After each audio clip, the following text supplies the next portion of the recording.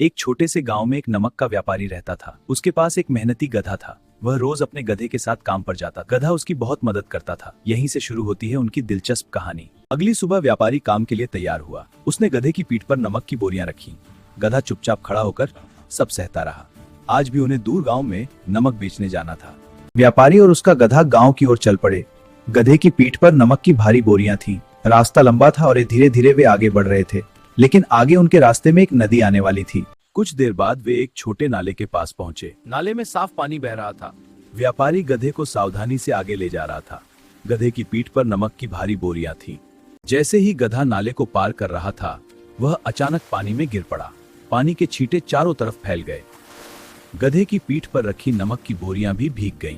पानी में गिरने से नमक घुलने लगा। धीरे धीरे बोरियों का नमक पानी में मिल गया। अब गधे की पीठ का बोझ हल्का हो गया। गधे को चलने में अचानक आराम महसूस हुआ, लेकिन व्यापारी को यह बात समझ नहीं आई। अब गधे की पीठ का बोझ हल्का हो गया था। वह पहले से ज्यादा आराम से चलने लगा। गधे को यह बात बहुत अच्छी लगी।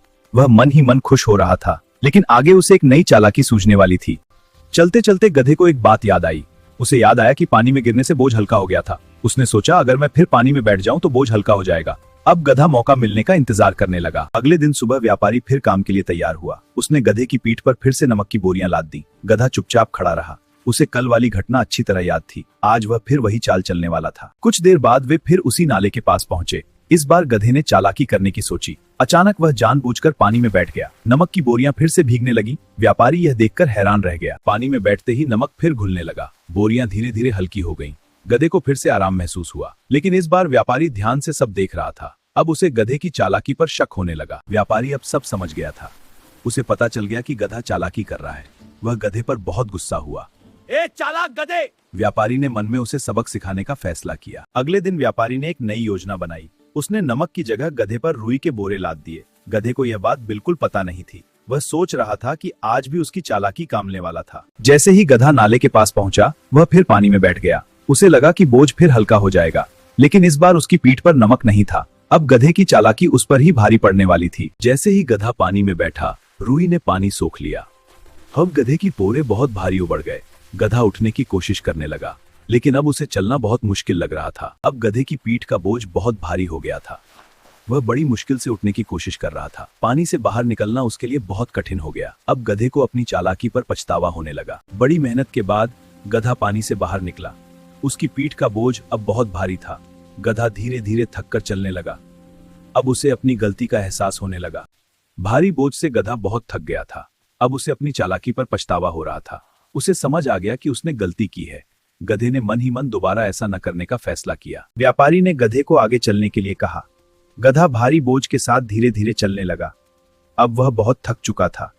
उसे अपनी गलती का पूरा एहसास हो गया था। गधा भारी बोझ के साथ धीरे धीरे चल रहा था।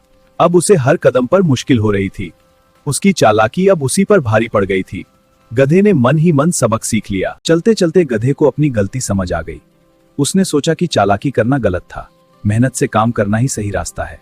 गधे ने मन ही मन दोबारा ऐसी गलती न करने की ठान ली। अब गधा चुपचाप आगे चलने लगा। उसने कोई चालाकी करने की कोशिश नहीं की। उसे अपनी गलती का एहसास हो चुका था। अब वह ईमानदारी से काम करना चाहता था। अब गधा मेहनत से अपना काम करने लगा। वह बिना रुके धीरे धीरे आगे बढ़ रहा था। उसे अपनी गलती से बड़ा सबक मिला था। अब वह ईमानदारी से काम करना चाहता था। गधे को ईमानदारी से काम करते देखकर व्यापारी खुश हुआ। उसने गधे को प्यार से सहलाया। गधा अब बिना किसी चालाकी के चल रहा था। उसे अपनी गलती से अच्छा सबक मिल चुका था। अब गधा पहले से ज्यादा समझदार हो गया था। उसने चालाकी करना छोड़ दिया। वह ईमानदारी से अपना काम करने लगा। उसकी मेहनत देखकर व्यापारी भी खुश था। अब गधे ने नई शुरुआत करने का फैसला किया। वह ईमानदारी से अपना काम करने लगा। उसने चालाकी करने की आदत छोड़ दी। अब वह मेहनत से ही आगे बढ़ना चाहता था। थोड़ी देर बाद वे गांव के पास पहुंच गए। गधा अब शांति से आगे बढ़ रहा था। उसने अपनी चालाकी पूरी तरह छोड़ दी थी। अब वह मेहनत से ही अपना काम कर रहा था। आखिरकार व्यापारी और गधा गांव में पहुंच गए। व्यापारी ने वहां अपना सामान बेचने की तैयारी की। गधा चुपचाप खड़ा होकर आराम करने लगा। अब वह पहले से ज्यादा समझदार बन चुका था। व्यापारी ने गधे की पीठ से बोरे उतार दिए। गधे को अब आराम मिल गया। उसने चैन की सांस ली।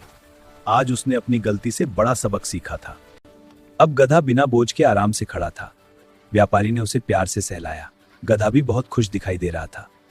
उसे आज अपनी गलती से बड़ा सबक मिला था। गधे ने आज एक बड़ा सबक सीख लिया था। उसे समझ आ गया कि चालाकी करना गलत है, मेहनत और ईमानदारी ही सही रास्ता है। अब वह हमेशा सही तरीके से काम करेगा। इस कहानी से हमें एक अच्छी सीख मिलती है।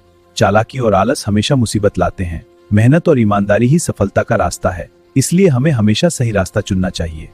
इस तरह गधे को अपनी गलती का सबक मिल गया। उसने हमेशा ईमानदारी से काम करने का फैसला किया। व्यापारी भी अपने समझदार गधे से खुश था। और यही खत्म होती है हमारी आज की कहानी।